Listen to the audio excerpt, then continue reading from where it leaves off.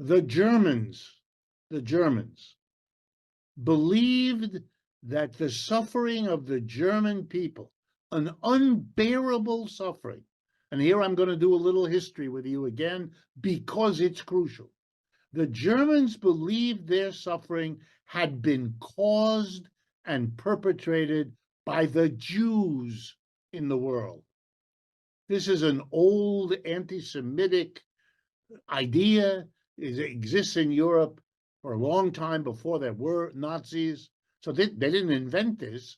They picked it up and developed it.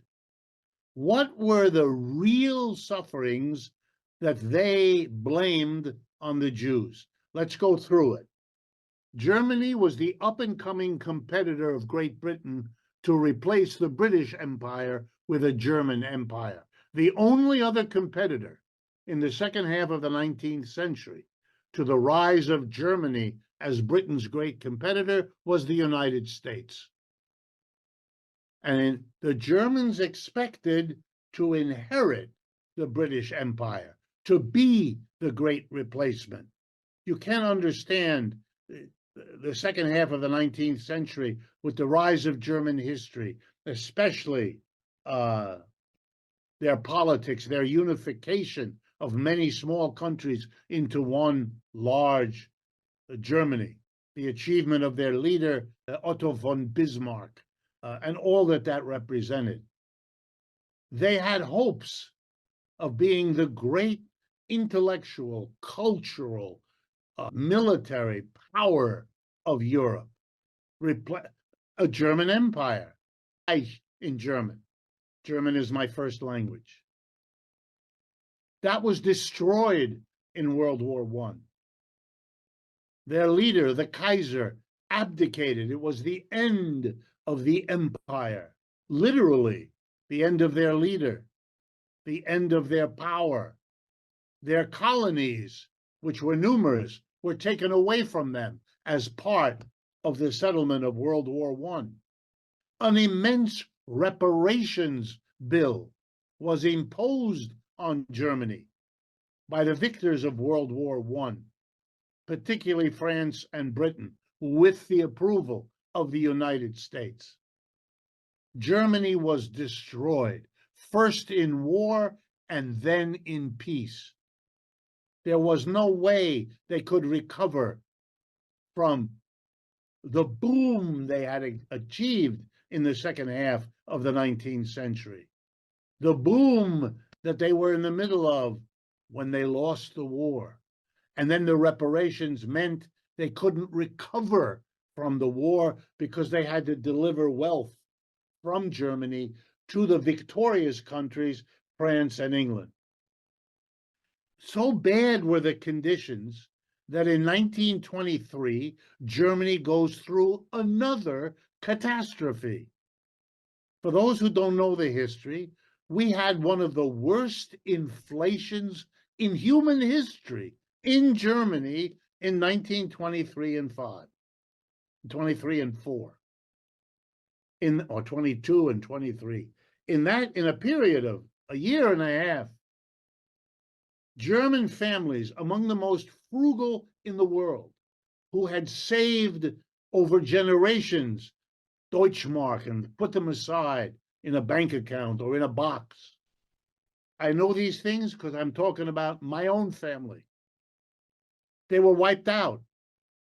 25 years of savings in a week became the amount of money you needed to buy a quarter pound of butter. They were gone.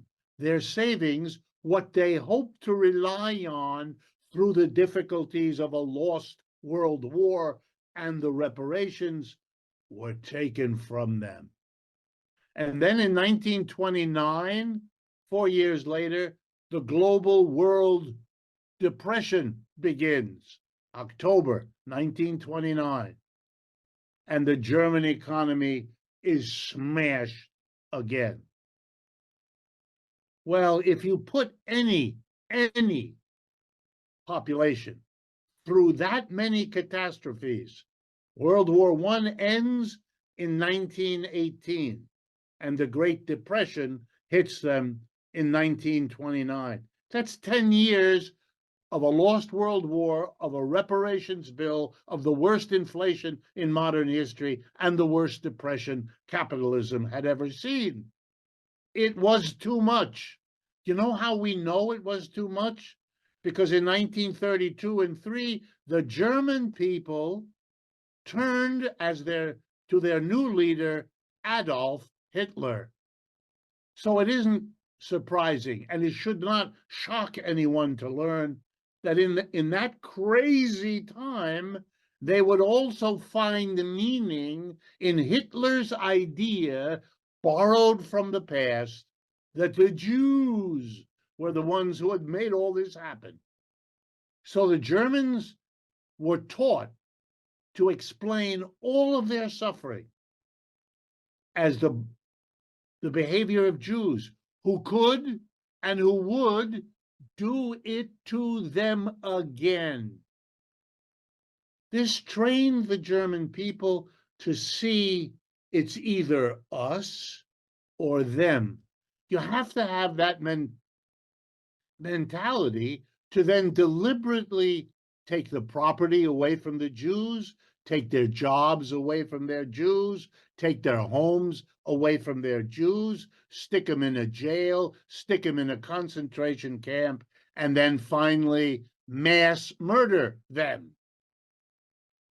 What we are watching, and don't miss the historical irony, is the Jews, at least that part of them that became Zionists and went to Palestine, finding themselves in the same situation under new conditions.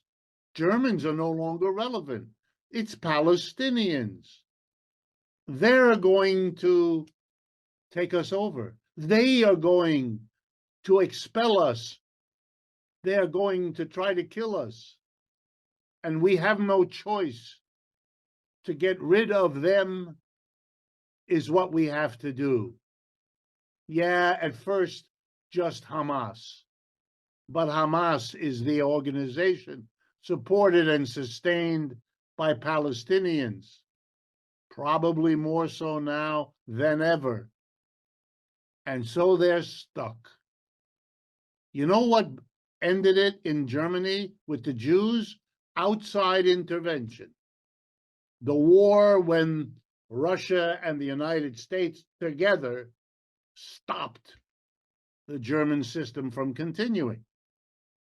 Something outside probably has to intervene in Israel and Palestine, or else they are going to kill each other. And I'm being euphemistic because the Palestinians don't have the means any more than the Jews had the means in Germany.